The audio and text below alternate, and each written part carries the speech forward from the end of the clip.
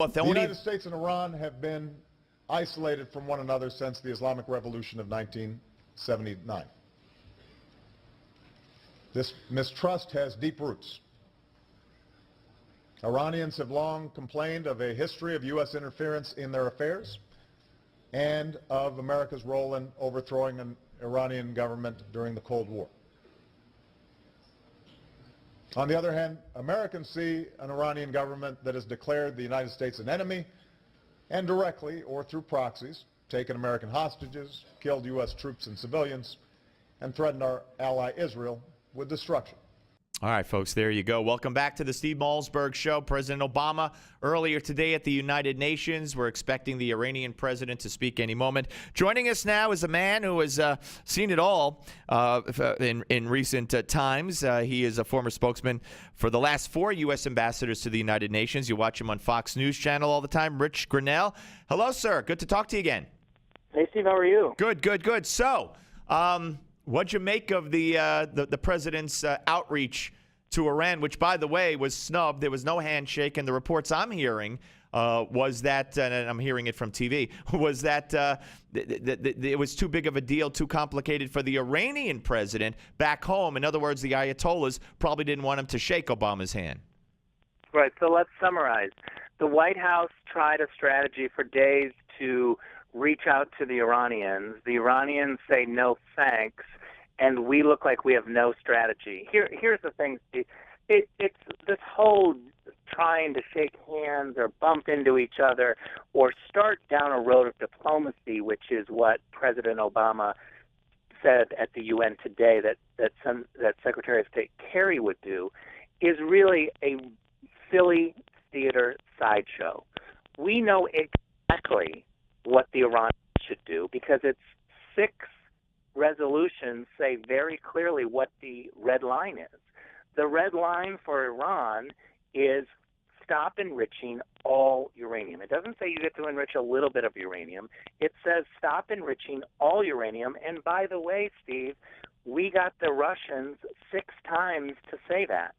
So when President Obama talks about doing diplomacy on Iran, he's undercutting a decade of international consensus, of a Security Council resolution that the Russians have already signed on to. By the way, he's still trying to get the Russians to sign on to a Syria resolution, which would outline his red line on Syria. So we have the international community being very strict and firm about a red line, and now we have President Obama offering the Iranians a chance to redefine the red line. This guy is taking red lines and redefining them all the time. Yeah, no, it's insane. And this is something he's been trying to do as far as writing letters. He's written letters to the Ayatollahs. He alluded to that today. He's written letters to... Secret letters, by the way. What's that? Secret letters. Yeah, that we now know about. Shared those with the American public, and we now have understood that he's given a lengthy 3-page secret letter to the Iranians and tried to shake their hands and tried to do a little dance at the UN, and they said no. We look like we don't know what we're doing. Well, we don't, and he doesn't. And, and now John Kerry's going to sit down in that meeting, the multilateral talks with the permanent members of the Security Council and the Iranian counterpart to Kerry, and he's trumpeting that, Obama. Yeah, we've done that plenty of times, the P5+1, and the Europeans, we're constantly talking and talking. Well, the thing that really irks me is that President Obama acts like no one before him, whether it's Bush or Clinton or anyone else, no one before him has ever tried anything. That he thinks that if I can just get in the room and shake the guy's hand, all of these problems are just going to fall away, and it's a ridiculous statement. Let me point out one other thing that he said at the UN today, which should make all Americans outraged. President Obama was very clear. He said that the 2 issues that are the most important issues for the United States are, 1, the Iranian nuclear issue, which I think he's right on, but 2, he elevated the Arab-Israeli problem as the other issue that is affecting the United States and the global community.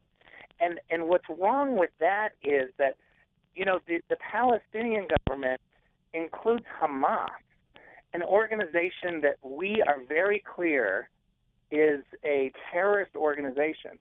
So when you say that there's this problem between, Israelis and Palestinians, and that we just talk about settlements and what Israel is doing, you really are just dismissing the fact that the other side is not a partner of peace. And you can't blame the Israelis when there's rockets being fired into their country trying to stop this violence. And so the idea that every issue is going to fall apart and we're going to all be better if we just force the Israelis to make peace with a terrorist government, Hamas, is really crazy. And that's, of course, the mantra from the Arab nations and the Palestinians and the left, which is, as you said, crazy. But, of course, going back to Iran, they support Hezbollah. I think yesterday they reaffirmed support for Hamas.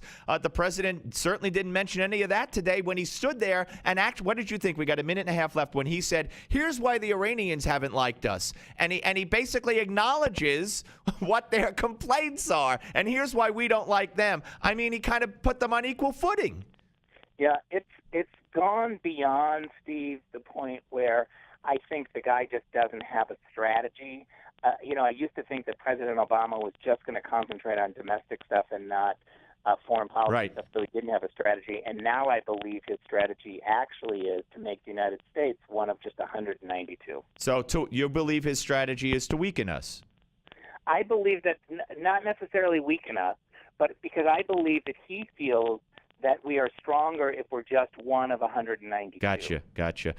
But I think it's clear that he wants to make us just another member of the international community. Rich, always great to talk to you, sir. Thank you for your time. Great, thanks. Rich Grenell, Fox News analyst and former spokesman for the last 4 U.S. ambassadors to the United Nations. When we come back, the cops in Egypt and a representative of a very important organization here, the chairman of the U.S. Commission on International Religious Freedom, joins us. Steve Malzberg Show, Newsmax TV and radio. The Steve Malzberg Show.